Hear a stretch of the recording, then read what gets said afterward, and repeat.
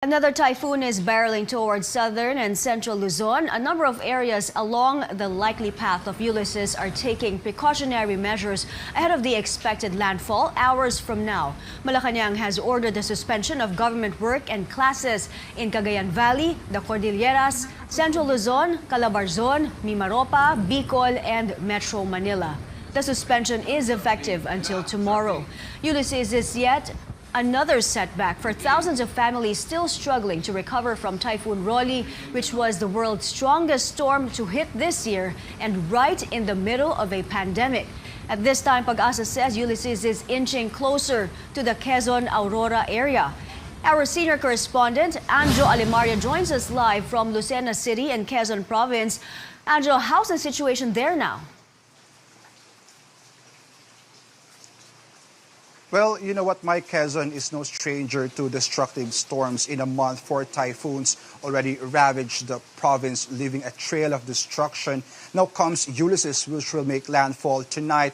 If there is one thing that these calamities taught Quezonians, it's better to be safe than sorry. The provincial government is already, of course, leaving nothing to chance. Forced evacuation is already being carried out in hazard-prone areas. At least 1,600 families have been evacuated so far. It's just been more than a week since Super Typhoon Rolly hit this town of San Narciso, which we visited earlier. Families already know the drill. Whenever a typhoon approaches, they don't need to be reminded to leave their houses. Ay, malapit po kami sir sa ilog. Ay, nakakatakot po pag lakas pa ang ulan, naapaw hanggang dito.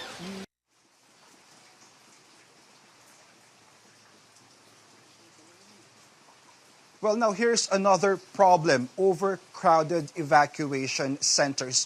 Many local governments are, of course, trying their best to limit one family per classroom during this pandemic, but that's not the case in a school that we visited earlier. Physical distancing is a major issue. Evacuees are not wearing masks, so we hope local officials will address that problem soon. So far, we've been experiencing heavy downpour all throughout the day with strong winds. Power is out in some areas here in Quezon, making things more difficult for people in evacuation centers. But let's clarify that they are not complaining. In fact, they are grateful that they have a place to spend the night, and ultimately they are safe. But Anjo, we were expecting that relief supplies and basic goods have been pre-positioned in preparation for this typhoon. And also, how is the situation in the evacuation centers and other facilities? Because that province has been battered already by previous typhoons, and we were expecting damage in those areas as well. That's right, Well, it's already a given that their resources are slowly getting depleted with these 4 past typhoons hitting the province, and now comes Ulysses.